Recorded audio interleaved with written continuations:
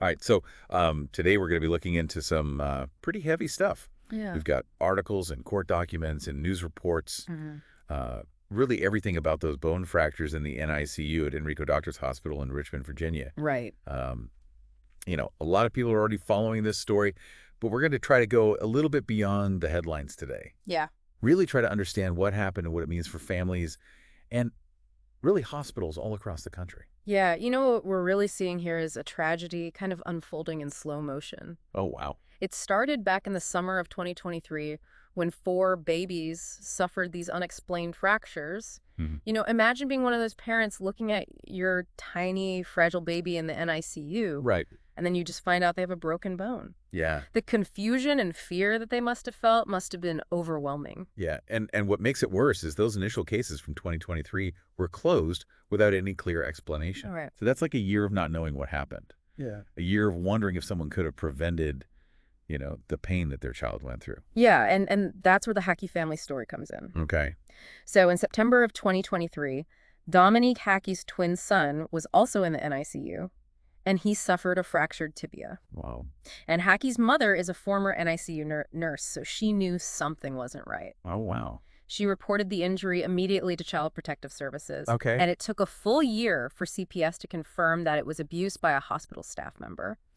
When I was reading about Dominique Hockey, I was really struck by, the courage it must have taken to go public with this story. Yeah. I mean, not only did he have to relive this traumatic experience, but also potentially face backlash for speaking out against a hospital, a place that, we're all conditioned to trust. Yeah, and it raises a crucial question. What's that? Why didn't the hospital take more decisive action after those initial cases in 2023? Mm-hmm. Was there some sort of reluctance to believe that abuse could happen within their walls? Yeah. I mean, hospitals have a very complex relationship with their public image. Of course. I mean, no institution wants to be associated with infant abuse. Right. But sometimes that reluctance to acknowledge a problem just creates even bigger problems down the line. Exactly. So we have these 4 cases in 2023 that are closed. Yeah.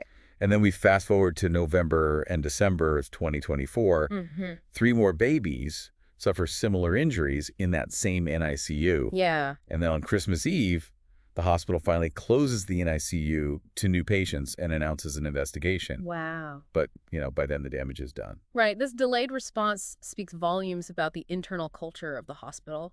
In what way? Well, were there some sort of systemic pressures to protect the hospital's reputation? Okay. Did concerns about legal liability overshadow the immediate need to protect patients? Yeah, These are uncomfortable questions, but they need to be asked. absolutely. And then comes the bombshell. Yeah. On January 5th, 2025, a registered nurse at that hospital, Erin Elizabeth Ann Strotman, is arrested and charged with malicious wounding and child abuse. Wow. She's 26 years old, has been a registered nurse since 2019, and lived in Midlothian, Virginia. Oh, okay. And the police are investigating her possible connection to all the incidents, including those closed cases from 2023.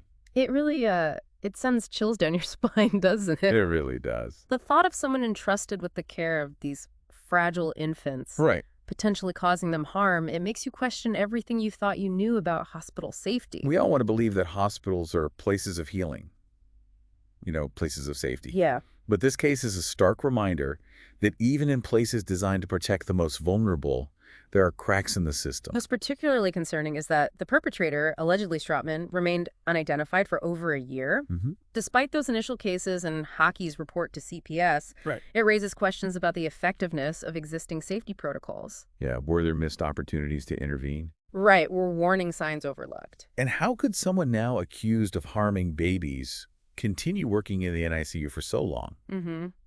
I know the hospital did implement new safety measures after the initial incidents, Right. increased security surveillance systems, training on abuse identification, but clearly it wasn't enough. Yeah. It makes you wonder if there's like a fundamental flaw in the way we think about hospital safety. It's easy to focus on the immediate actions of the alleged perpetrator, Yeah. but we also need to look at the broader context. Okay. Was there a culture of silence within the hospital? Okay. Were concerns dismissed or downplayed? Mhm. We need to understand not only what happened, but why it was allowed to happen. This case has just completely shattered the trust that many families place in hospitals, Yeah. especially those with babies in the NICU. Of course. It's a betrayal of the deepest kind, and the ripple effects will be felt for years to come. Yeah, absolutely. Mm-hmm. It's really disturbing when you think about it. You put your trust in these institutions and the doctors and nurses. Right. You believe they're going to protect your child, and then something like this happens. Yeah, absolutely. And, when I was reading through these sources, something that the hospital said really stuck out to me. Oh, really? They mentioned that fractures can sometimes happen in premature babies. Yeah. Just because their bones are still developing. Yeah. I can see how that would make things really complicated. That's a really crucial point. Mm-hmm. It creates a gray area, when they're investigating these types of injuries. Right. Premature infants are just so incredibly fragile. Right. And their bones are so much more susceptible to fractures. Right. And it's really hard to distinguish between accidental fractures, Mm-hmm. the ones that might occur during routine care, Right. and the ones that are caused by, intentional harm. Right. It requires a very high level of expertise and a really thorough investigation. So, it makes you wonder, were there other incidents, maybe even beyond these 7 cases, that were just dismissed as accidental because of this inherent vulnerability in these babies? Right. Could there be families out there who still don't even know the truth about what happened to their child? That's a chilling thought. Yeah. And it's definitely something that investigators will be exploring. Mm-hmm. Reopening those 2023 cases is a step in the right direction. Right. But it also, points to a potential systemic failure. In what way? Were there warning signs that were missed? Okay. Were concerns not taken seriously enough? And what about the hospital's response? Yeah. Did their internal investigation, reveal any red flags about Strotman's behavior before her arrest? Right. Did they find anything that could have prevented this? Those details are still under wraps, Okay. but it raises questions about the effectiveness of their internal oversight. Mm-hmm. Hospitals need to have really robust systems in place to monitor staff behavior, Mm-hmm. identify potential risks, and respond swiftly to any allegations of abuse. Right. The fact that this alleged abuse continued for over a year Yeah. suggests there might have been gaps in their procedures. It's terrifying to think about the potential for harm when those safeguards fail. Absolutely. And we've seen how the hospital responded after the fact. Right. They've increased security, implemented new surveillance systems, introduced mandatory training on abuse identification. Yeah. But are those measures enough? It's a start, but it's also a very reactive approach. They're Mhm. trying to, plug the holes after the damage has already been done. Right. The real challenge is creating a proactive culture of safety, Okay. one that prioritizes vigilance, open communication, and early intervention. That makes sense. So it's not just about having the right policies in place. No. It's about fostering an environment where everyone feels empowered to speak up if they see something suspicious. Exactly. Creating that culture is a very complex process. It involves training staff to recognize those subtle signs of abuse, Wow. encouraging open communication between different departments, Right. and ensuring that anyone who raises concerns is taken seriously Yeah. and protected from retaliation. The sources mentioned that the hospital turned over hours of surveillance footage to the police. Right. I can only imagine what it must be like for those investigators, Yeah. meticulously combing through those videos, just searching for clues. Yeah. It's a very painstaking process. Yeah. But those videos could be crucial in piecing together a timeline of events Okay. and identifying any patterns of behavior. Mm-hmm. They might also reveal if there were any missed opportunities to intervene, Right. any red flags that should have prompted further investigation. It's hard not to feel just overwhelmed by the scale of this tragedy. Yeah. 7 families whose lives have been irrevocably changed. Right. A community grappling with this loss of trust, Mm-hmm. and a healthcare system forced to confront its own vulnerabilities. And we can't forget the emotional toll this has taken on the families involved. Right. They placed their trust in this hospital Yeah. and the nurses and doctors responsible for their children's well-being. Yeah.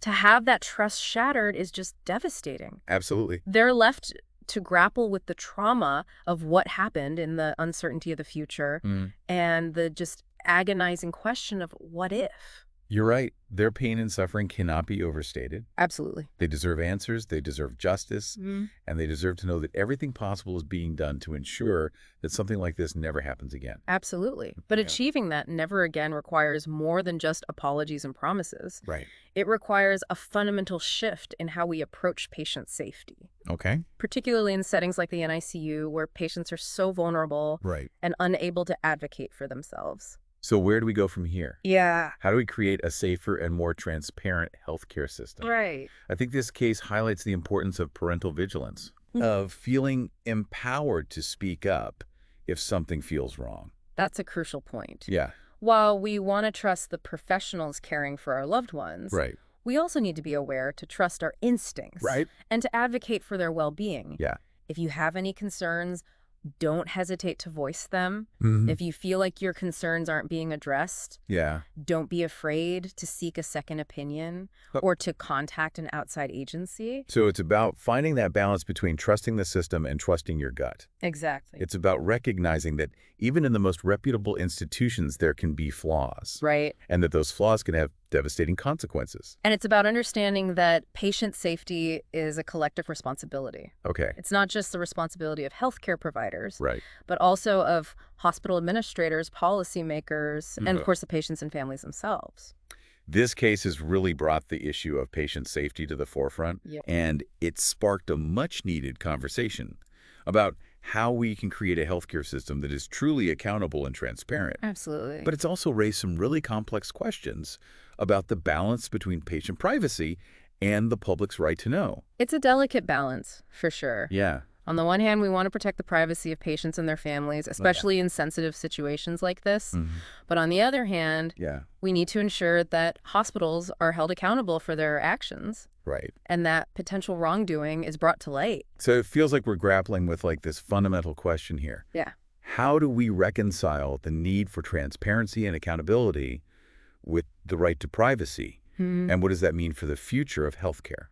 That's a question that doesn't have an easy answer. Right. It's a societal conversation that we need to have, Yeah. one that involves healthcare professionals, hospital administrators, policymakers, and most importantly, the patients and families who are most directly impacted by these issues. It's a conversation that needs to happen not just behind closed doors, Right. but out in the open, where we can all contribute to finding solutions Exactly. that prioritize patient safety and restore trust in the institutions we rely on for our health and well-being. You know, this whole situation makes me think about the broader context of how we view healthcare in our society. We tend to put doctors and nurses on a pedestal, Yeah. viewing them as almost infallible. Right. But this case is a harsh reminder that healthcare professionals are human beings, Yeah. capable of making mistakes and in some cases even engaging in harmful behavior. That's a really important point. We place so much faith in these individuals Yeah. and trusting them with our lives and the lives of our loved ones. Right. But it's crucial to remember that they are operating within a system, Mm-hmm. and systems are inherently fallible. And sometimes those systems, even with the best intentions, can create blind spots, can allow for mistakes to slip through the cracks, and can, even in the worst case scenarios, enable harmful behavior. I think this case, as horrifying as it is, can serve as a wake-up call. Yeah. It forces us to confront those uncomfortable truths about the healthcare system, Hmm.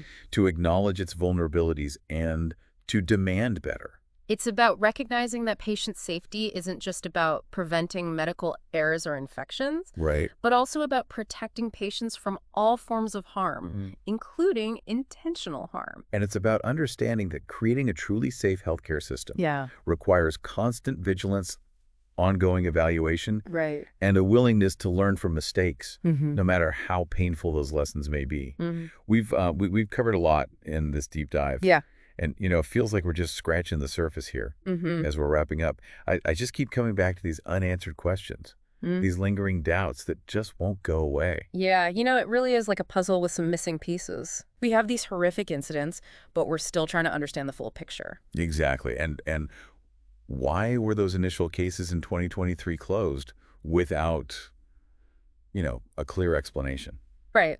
Was there a reluctance to believe that abuse could happen within the hospital? And what about the hospital's internal investigation? Did they Yeah. find anything about Stratman's behavior before her arrest? Were there missed opportunities to intervene?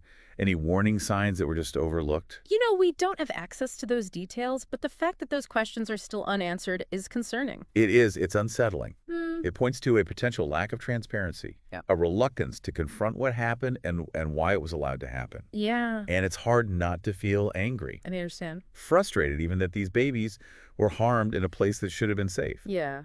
And it makes you wonder, are there other cases out there, other instances of abuse that have gone unnoticed or unreported? That's definitely a possibility that we can't ignore. Right. And, this case has really shown a light on the vulnerability of these infants in the NICU. And it's raised some serious concerns about how effective the safeguards really are.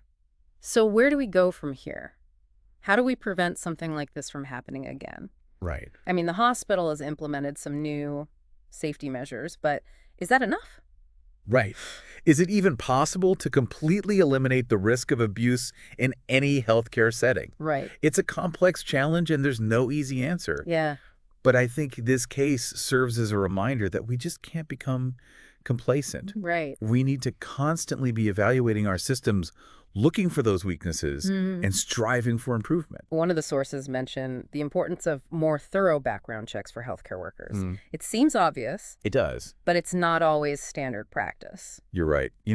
We really need to ensure that anyone entrusted with the care of these vulnerable patients has undergone a really thorough vetting process, Okay. including comprehensive background checks and psychological evaluations. And it's not just about vetting new hires. No, it's about the ongoing monitoring and evaluation of all healthcare staff. Right. Are there systems in place to identify behavioral changes? Right. To catch those red flags before they turn into something serious? Exactly. And this case has also highlighted how important it is to empower the patients and the families to be active participants in their care. Absolutely. We need to encourage them to ask questions, voice their concerns, advocate for themselves. Yeah, patients and families are often the first line of defense. That's true. They know their loved ones best, and they might be the ones to notice those subtle changes or behaviors Right. that could signal a problem. Yeah, we need to create a system where those voices are actually heard, Yeah. where those concerns are taken seriously, and where action is taken quickly. It's about changing that power dynamic, recognizing that the patients and the families are partners in their care, not just passive recipients. This case has been a tragedy on so many levels. It really has. It's exposed those vulnerabilities in our healthcare system, and it's shattered the trust of so many and left these families grappling with unimaginable pain. Yeah. But it's also started a conversation, Right. a call to action. It has. And that conversation needs to continue. Yes, it does. We need to talk about how we can create a system that is truly safe, trustworthy, and accountable. Yeah, it's a complex challenge, It is. but it's one that we cannot afford to ignore. Absolutely. The well-being of our most vulnerable patients depends on it. This has been a really informative deep dive, It has. but also really unsettling. I agree. But it's left me with this renewed sense of awareness and a real determination to be a part of the solution. I feel that. We all have a role to play in creating a healthcare system that's truly safe, trustworthy, and accountable. Thank you for joining us on this journey. We'll continue to explore these issues and keep you informed as the story develops.